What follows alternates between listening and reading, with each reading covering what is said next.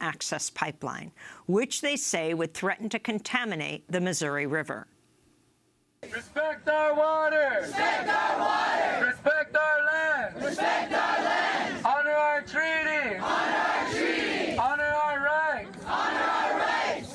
1,000 Indigenous activists from dozens of different tribes across the country have traveled to the Sacred Stone Spirit Camp. The protests have so far shut down construction along parts of the pipeline. Protesters have included Deborah Whiteplume, an Oglala Lakota water rights activist.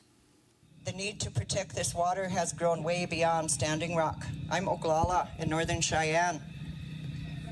Many Red Nations are here. Many more Red Nations are coming. We put the call out for water protectors to come, land defenders to come. And the word resistance is being used. And sometimes we have a problem with the English language, deciding which word to use. But if we just listen to our spirits, we're here to protect sacred water. People will come from all along the river to protect the river that they belong to. Dennis Banks, co-founder of the American Indian Movement, has also taken part in the protests against the Dakota Pipeline. Banks also was part of the 1973 Wounded Knee standoff. What's happening here is equally as important because of the stand that you're ready to make. When they threaten the environment, they're threatening you. We are part mountain. We are part ocean.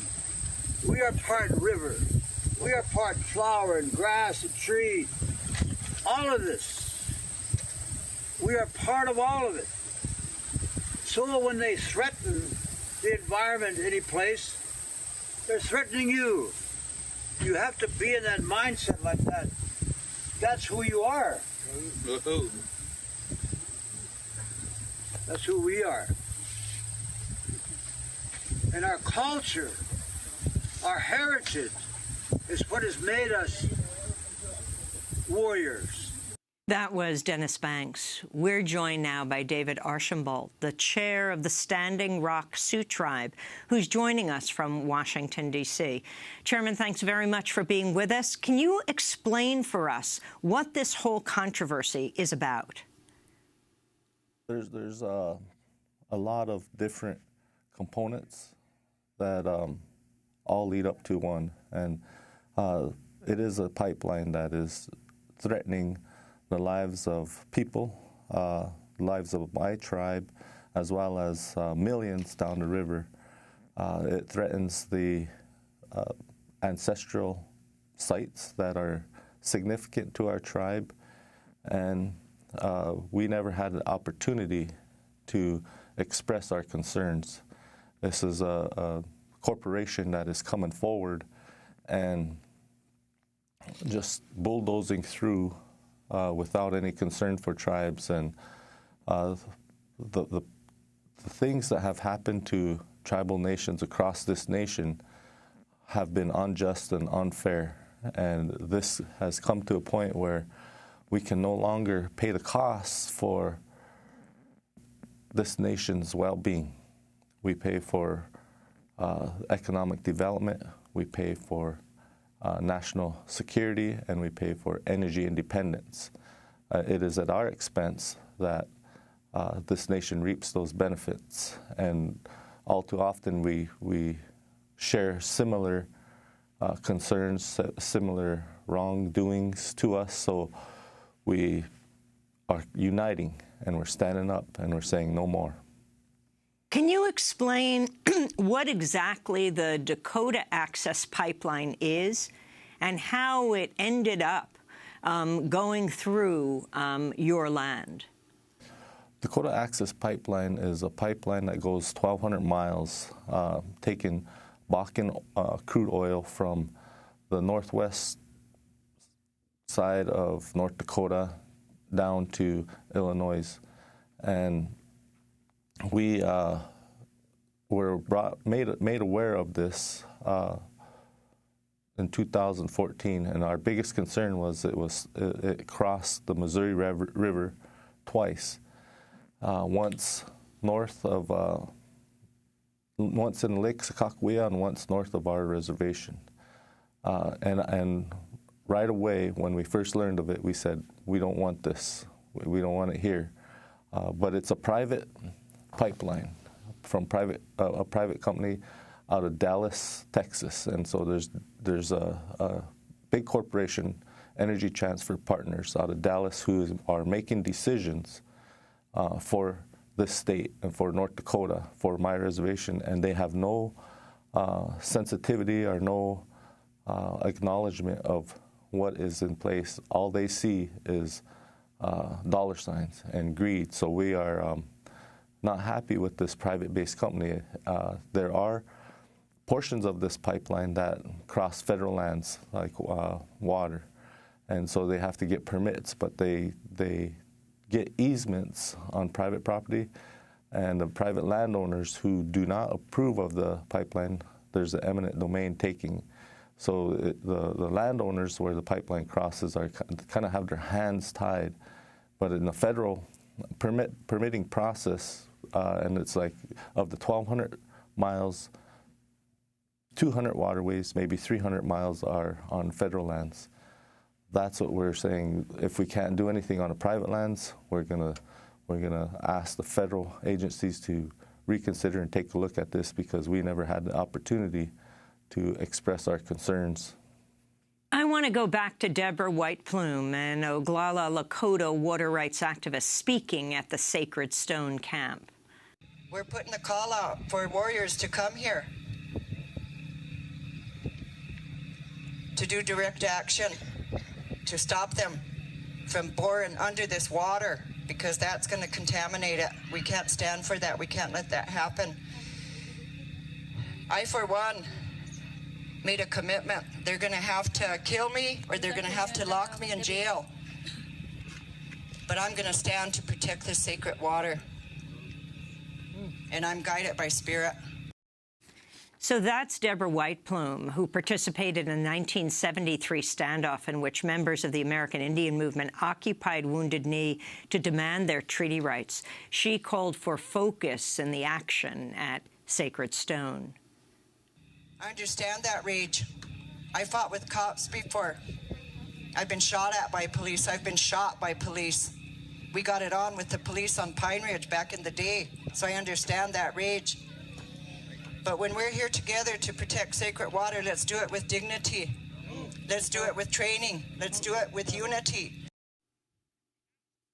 So, Chairman Dave Archambault, explain what this camp is, where it is, and how many people are coming out to it, and how the state is responding. This camp is along the Cannonball River, close to the mouth of the Missouri River. And the camp is started out in April of 2016 as a prayer camp. And the prayers have been answered. There's been power in prayer, and it opened the eyes to everybody that through prayer and unity, great things can happen. Since the demonstration started, more and more people began coming and showing overwhelming support for this, and we had to anticipate large masses of people coming. So we occupied a space just north of the Cannonball River off the Standing Rock Reservation, which is core land, and it's on a nice flat. Right now, what's going on is it's about peace, and it's about prayer, and it's about uniting. And there's a really good feeling if you were to walk through the camp. There are no guns, no violence, no drugs, no alcohol. And it kind of took a life of its own. It evolved into something very special. The state on the other side has taken action, which there's no cause for. They created a barricade just south of Mandan, right before you get into Fort Lincoln Custer's Park. It's about 25 miles north of the camp, and this barricade creates a hardship for the members who live on Standing Rock.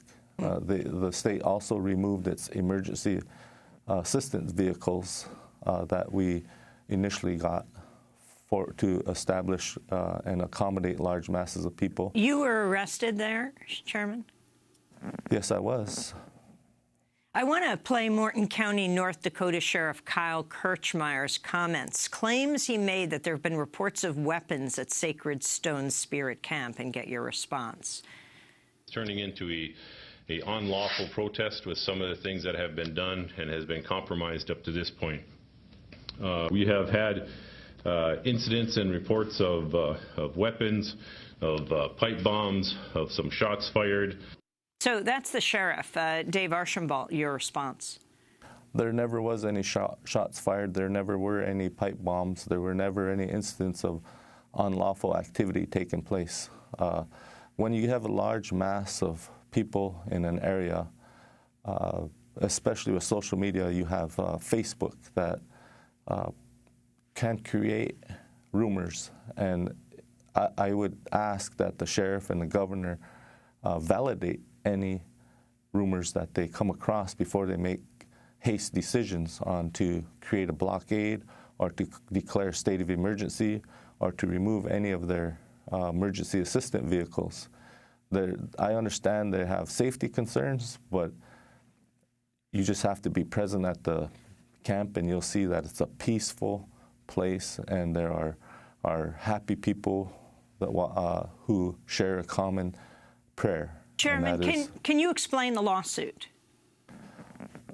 So what we're filing a lawsuit on is the destruction of our ancestral burial sites and never being given the opportunity to protect them, as well as the nationwide permitting process.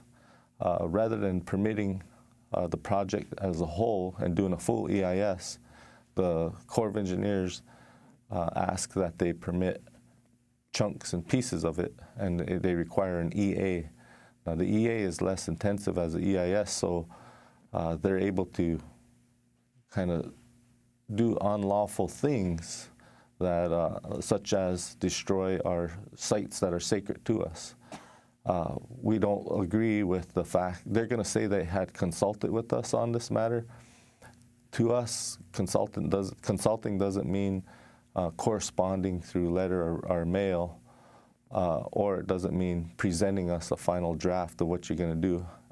Consulting to us would mean that we need to have deliberation and share our concerns and hope that they hear us and see a reflection of our concerns in the final plan. None of that has taken place. We asked for consultation prior to any final drafts and to survey the routes to make sure that none of the sites that we cherish would be destroyed.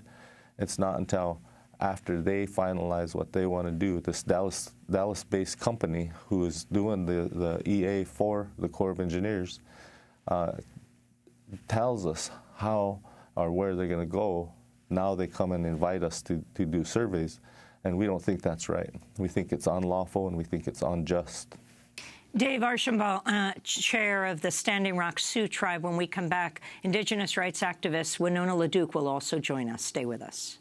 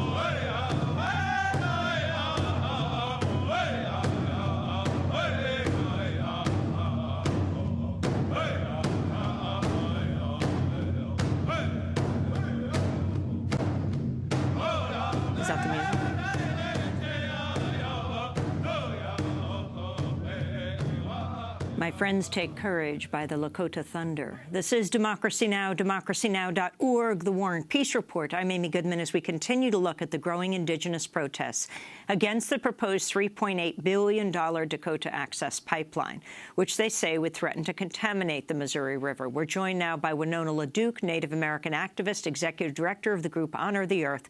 She lives and works on the White Earth Reservation in northern Minnesota. She was also the Green Party vice presidential nominee in 1996 and 2000.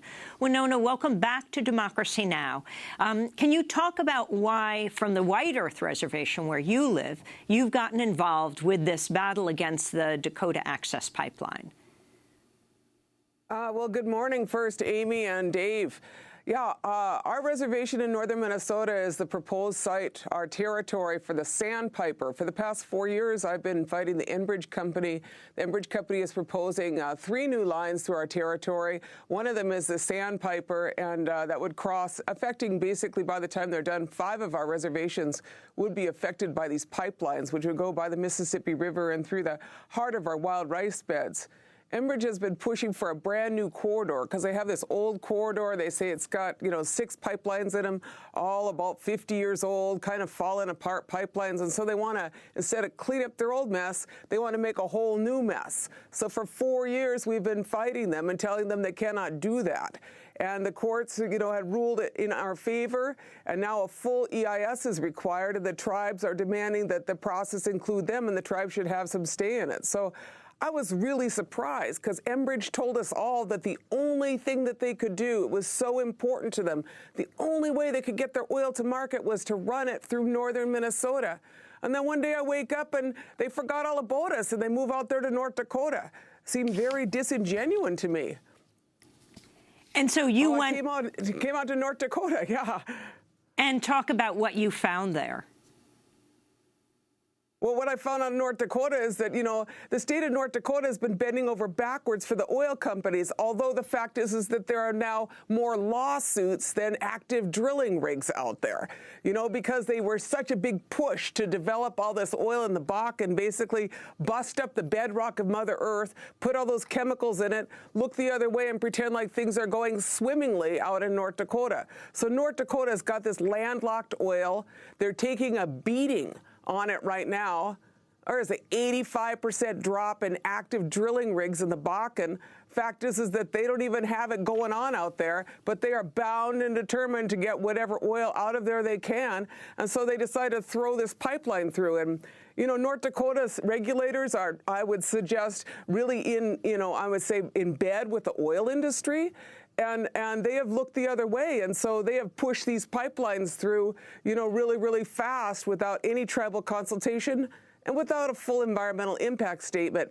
And that's what needs to happen. You need a full environmental impact statement on this. And, I say, what we say is that you should have a well-to-wheels impact. In other words, it's not just hauling the oil. It's not just endangering all those, watersheds. It's not just the fact that, former editor of Scientific American, Trudy Bell, says 57% chance of a catastrophic leak.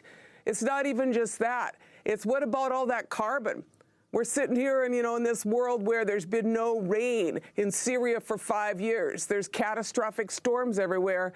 And this pipeline is going to bring about 250,000 per day tons of carbon into the atmosphere. That's what this Dakota Access Pipeline is, and that's wrong. A private corporation doesn't get to destroy things. A Canadian corporation at that. Enbridge isn't even a U.S. corporation. Enbridge is a Canadian corporation, and they have no right to destroy our water, no right to compromise our future. Can you talk a little more about Enbridge? You recently wrote that Enbridge looks a lot like Enron. Explain. Yeah, Enbridge is not doing so well.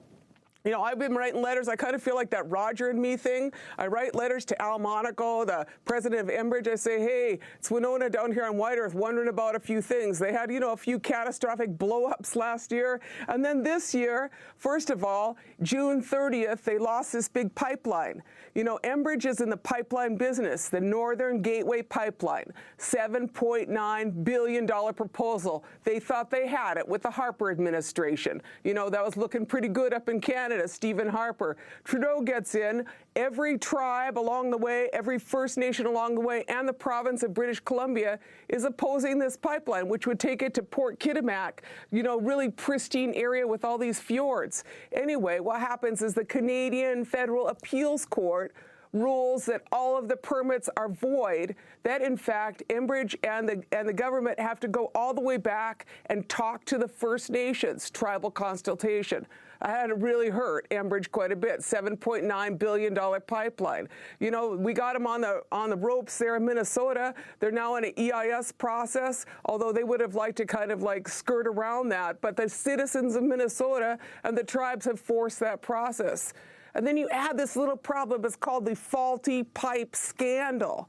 What happened is that in July, it was announced in National Observer, National Energy Board leak, that Enbridge and this other company called Kinder Morgan had purchased these pipes from called Canada Oil, and it's a Thailand-based company, Discount Pipes. They purchased all these pipes and valves that are faulty. And the National Energy Board of Canada, Canadian government says, emergency situation. Where are those pipes, Enbridge?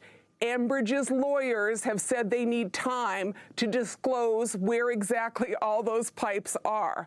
Now I'm sitting here, and in northern Minnesota, we got 6 lines crossing through our really good ecosystem. I'm wondering if some of those pipes are there, or maybe they're over in a pile by Lake George next to my reservation. We would like a full disclosure as to where the faulty pipes are that Enbridge has. You know, look at that, and then they got a 40%, their shares are down now, 40% drop in their shares, you know, from 2 years ago. So I feel like Enbridge is not looking so good, not looking so good to their shareholders, and they got a lot of liability they're putting on us, on Americans, on Native people, and trying to force it down the throat of the Standing Rock people. And I feel like that company is not a reliable corporation. Last month, Winona, the Labor's International Union of North America endorsed the Dakota Access Pipeline. Terry O'Sullivan, general president of LiUNA, said in a statement, quote, "The men and women of LiUNA applaud the U.S. Army Corps of Engineers for its fair and thorough review of the Dakota Access Pipeline. For the highly skilled and trained men and women of LiUNA, projects like the Dakota Access are more than just pipelines. They're crucial lifelines to family-supporting jobs," they said. Labor's Local 563 business agent Corey Bryson said, quote, "We've been inundated with calls from all over the country from people wanting to work on the pipeline project. Mainline pipeline projects like Dakota Access provide excellent working opportunities for our members and tremendous wages." Your response, Winona LaDuke. My response is that the United States has a D in infrastructure. That's why bridges collapse. That's why Flint, Michigan has a problem. That's why everything is eroding in this country. And what we need is those skilled laborers to be put to work, pipelines for people. I'm saying take those pipes that are sitting there in northern Minnesota and send them to Flint, Michigan.